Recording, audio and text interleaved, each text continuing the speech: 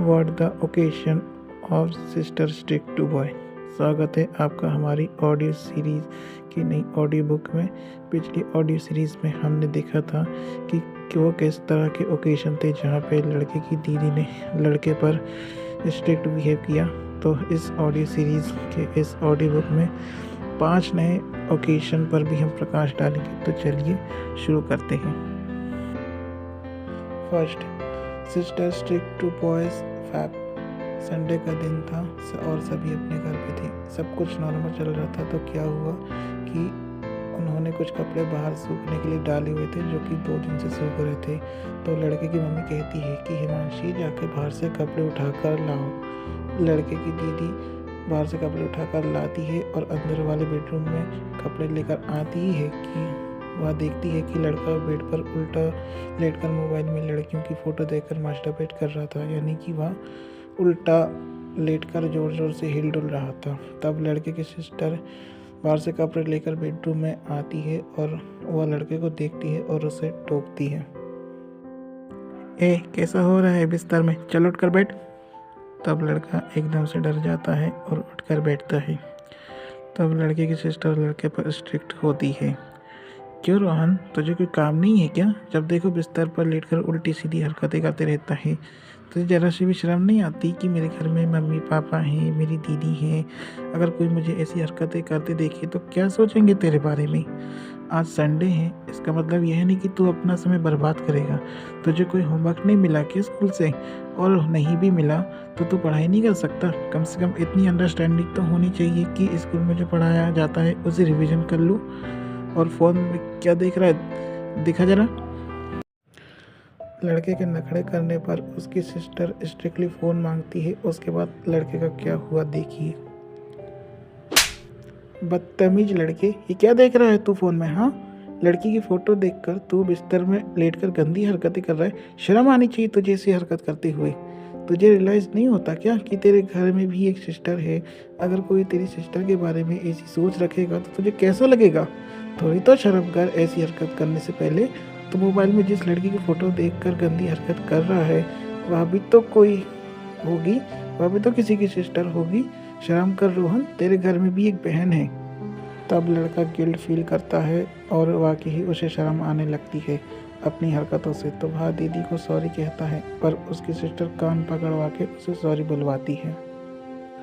यह जो थप्पड़ मैंने तुझे मारी हूँ ना, इसके बाद तुझे एहसास हो जाना चाहिए कि कोई भी लड़की हो वह किसी की बहन है। तो ना लड़कियों की रिस्पेक्ट किया कर। आई बात समझ में? लड़का धीमी आवाज़ में बोलता है कि हाँ दीदी मैं समझ गया, लेकिन उसकी निगाहें नीचे की ओर होती हैं। तभी उसकी सिस्टर, थोड़ा ज़ोर से बोल और इधर देख के बात कर। तब लड़का थोड़ा ज़ोर से बोलता है और डरते हुए दीदी की ओर देखता है। तब गवार कहीं के, यहाँ लेटकर मोबाइल चला रहा है, अपना टाइम बर्बाद कर रहा है। तेरे अंदर रिस्पॉन्सिबिलिटी नाम की चीज़ नहीं है क्या? कम से कम इतना सेंस तो होना चाहिए कि मैं घर के कामों में मदद कर रहा हूँ। तभी लड़के की रुलाई फूट पड़ती है और वहाँ सिसकियाँ लेके रोने लगता है। तभी लड़के की सिस्टर लड़के को स्ट्रिक्टली बोलती है, यहाँ ना रोके मुझे मत दिखा, समझा? अब निकल यहाँ से वरना एक और थप्पड़ मार दूंगी। तो आपने देखा कि यहाँ पर लड़के की सिस्टर ने लड़के को उसकी हरकतों के लिए उसे बहुत सुनाया और उसे थप्पड़ भी मारा। Second, boys performance and exam. यह बात तब की है जब लड़का 9th क्लास में पढ़ता था। तब उनके हाफ ईयरली एग्ज़ाम कंप्लीट हो गए थे और यह बात उस दिन की है जब उनके यहाँ रिपोर्ट कार्ड जारी हुआ। लड़का रिपोर्ट कार्ड साइन कराने के लिए घर लाया और मम्मी पापा ने उसका रिपोर्ट कार्ड देखा तो उसे प्यार से समझाया और अप्रिशिएट भी किया। साथ ही में उसे अच्छा करने के लिए मोटिवेट भी किया। लड़के ने हाफ ईयरली एग्ज़ाम में 59% स्कोर किया, जो ठीक ठाक था। यहाँ तो उसके मम्मी पापा उससे संतुष्ट हो गए, उन्होंने साइन भी कर दिया। पर सिस्टर भी वहीं बैठी थी और जब उसके मम्मी पापा रूम से बाहर गए तब लड़के की सिस्टर ने लड़के से रिपोर्ट कार्ड मांगा और उसे स्ट्रिक्टली बैठने के लिए कहा। तब क्यों रोहन, तेरे हाफ ईयरली एग्ज़ाम में इतने कम नंबर क्यों आए? यह तेरी परफॉर्मेंस है? हाँ, तो बेशरम है या गंवार है? मन तो कर रहा है तुझे खींच कर दूं। बेशरम जैसे आ गया रिपोर्ट कार्ड साइन कराने, कभी तो खोल कर देख लिया होता। शर्म आनी चाहिए तुझे ऐसी परफॉर्मेंस पर। तेरे साथ के लड़के देखा है किसी के 70%, किसी के 80%, किसी के 90%, किसी के 95% ऐसे आ रहे हैं, और अपनी परफॉर्मेंस देखकर तुझे शर्म नहीं आती? सिर्फ 59%। और बेशरम की तरह आ गया रिपोर्ट कार्ड साइन कराने। यहाँ ना रोक के मुझे मत दिखा, उठ और यह रिपोर्ट कार्ड लेके जा। तब लड़का आंसू पोंछते हुए रिपोर्ट कार्ड लेकर वहाँ से चला जाता है, लेकिन उसे बहुत हर्ट होता है क्योंकि वह अपनी दीदी से थप्पड़ खाता है, यानी कि उसकी दीदी ने उसे चाटा मारा, इसलिए उसे हर्ट हुआ। Third, boy try shame activity.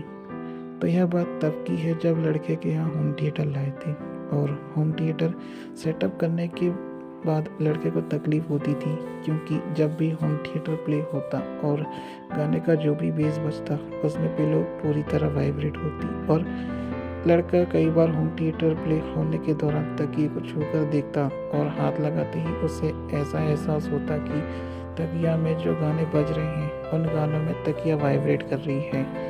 यह एहसास उसे अंदर से गर्म करता और उसके अंदर उत्तेजना बनने लगती, पर वह विवशता के कारण कुछ नहीं कर पा रहा था क्योंकि परिवार साथ में थी। पर उसका टुन्नू पूरी तरह हार्ड हो जाता था, तो उसने ठाना कि वह होम थिएटर प्ले होने के दौरान अपना टुन्नू तकिए में सहलाएगा ताकि उसके टुन्नू में वाइब्रेशन महसूस हो।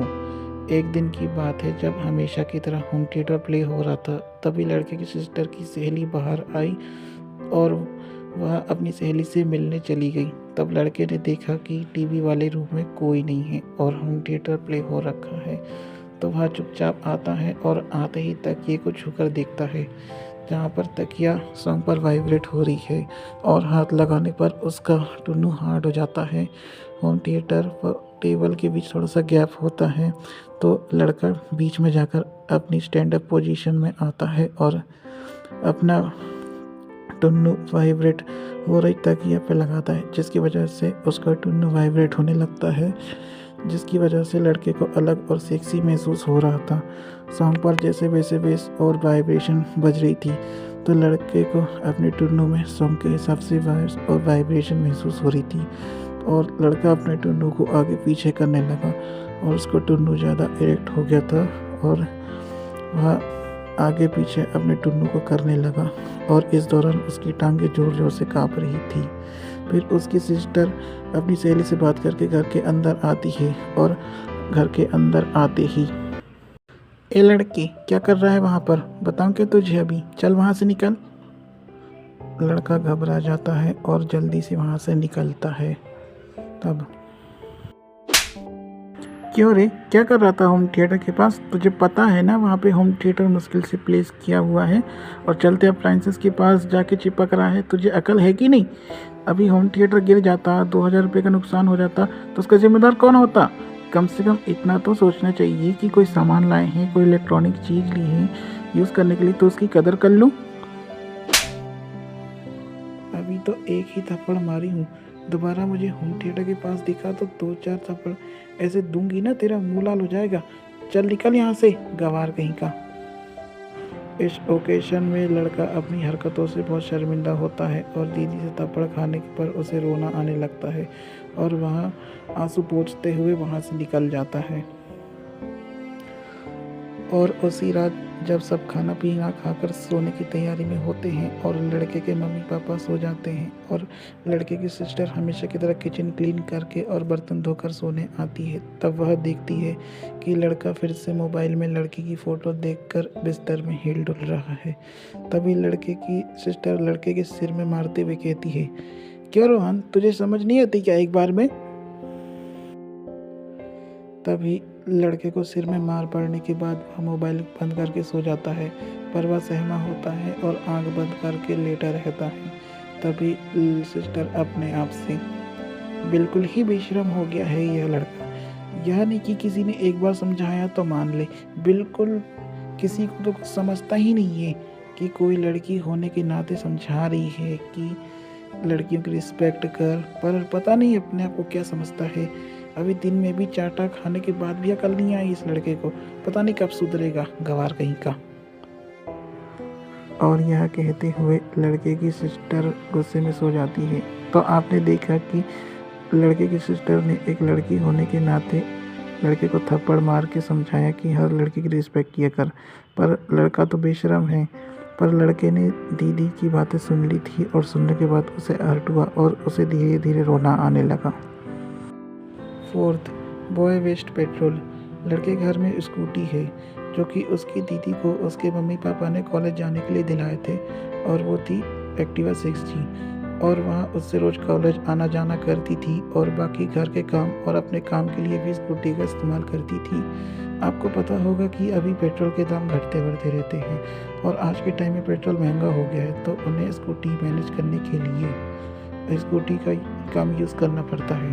पर लड़का जो था वह अपने दोस्त से मिलने के लिए स्कूटी उठाकर चला जाता था और दोस्तों के साथ घूमता था, जिसकी वजह से उसे रात हो जाती थी और इस केस में कई बार लेट भी हो जाता था। उसके मम्मी पापा ने उसे कई बार प्यार से समझाया कि बेटा ऐसा मत घूमा करो और टाइम पे घर आ जाया करो। लड़का मम्मी पापा को हाँ तो कह देता, लेकिन एक बार फिर जब वह हमेशा की तरह दोस्तों के साथ घूमकर रात में घर आया, तब उसकी सिस्टर गेट पर हाथ बांधकर उसका इंतज़ार कर रही थी। और जैसे ही लड़का घर आता है, उसकी सिस्टर उसे अपने तरफ बुलाती है कि ओए इधर आ। उसके बाद देखिए,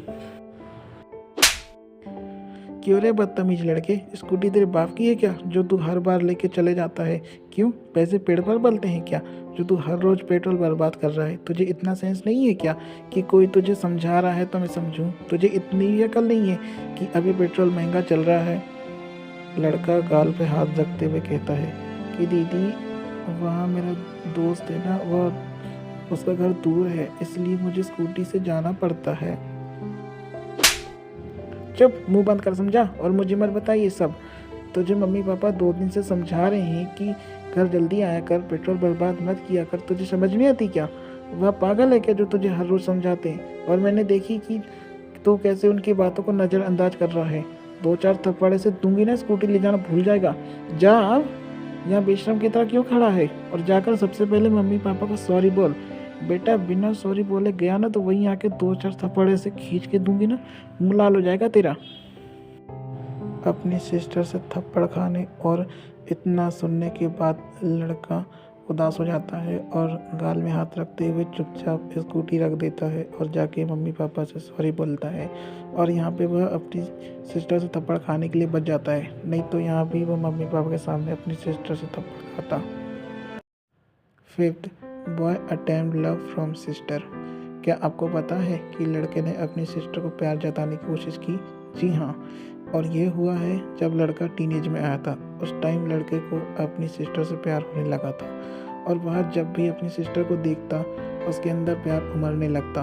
उसको अपनी सिस्टर को प्यार करने का बहुत मन करता। तो ऐसे ही एक दिन उसकी सिस्टर किचन में खाना बना रही थी, तो लड़का आया और प्यार से दीदी कहते हुए अपनी सिस्टर से पीछे से चिपकने की कोशिश की। तब छोड़ रोहन, क्या कर रहा है? हाँ, तुझे दिखता नहीं मैं खाना बना रही हूँ? तेरे चक्कर में भी खाना जल जाता तो? यहाँ पर लड़का उदास हो जाता है और वह कहता है, पर दीदी, मैं तो आपको प्यार करने आया था, मैं सिर्फ आपको प्यार से हक करने की कोशिश की। रोहन, तू बच्चा है क्या? ये बता दे, तू बड़ा हो गया है, तुझे इतनी अंडरस्टैंडिंग तो होनी चाहिए कि कोई कुछ काम कर रहा है तो वहाँ आके डिस्टर्ब नहीं करना चाहिए। अपनी दीदी से इतना सब सुनने के बाद लड़का उदास हो जाता है और फिर से उसके आंसू निकलने लगते हैं और वह धीरे धीरे रोना शुरू कर देता है। तब उसकी सिस्टर उसे सुनाती है, पहले तो ये रोना बंद कर, तू छोटा बच्चा नहीं है कि जो तू हमेशा रोते रहेगा। और रोके ना मुझे मत दिखाया कर। तेरी एज के लड़के अंडरस्टैंडिंग लेवल के होते हैं, उनमें इतनी अंडरस्टैंडिंग होती है, इतना सेंस होता है कि कोई काम कर रहा है तो डिस्टर्ब नहीं करना चाहिए।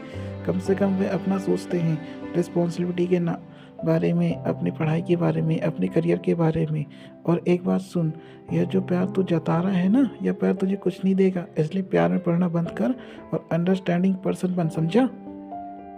लड़का रोते हुए जवाब देता है, समझ गया दीदी। और यह रोते हुए जवाब मत दिया कर, तू लड़की नहीं है जो बात बात पे रोएगा। अपने इमोशन पे कंट्रोल करना सीख, समझा? अभी तो बातों से समझा रही हूँ, दोबारा रोते हुए दिखाना तो थप्पड़ मार के मुंह सजा दूंगी तेरा। अब यहाँ पर मूर्त की तरह क्या खड़ा है, जा यहाँ से। सेंट्रल आइडिया, तो आपने इस ऑडियो बुक में देखा कि किस तरह लड़के की सिस्टर ने लड़के के साथ स्ट्रिक्ट बिहेव किया।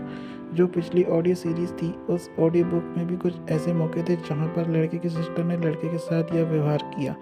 इस ऑडियो बुक में कुछ और ऐसे मौके थे जहाँ पर लड़के की सिस्टर ने लड़के के साथ स्ट्रिक्ट बिहेव किया।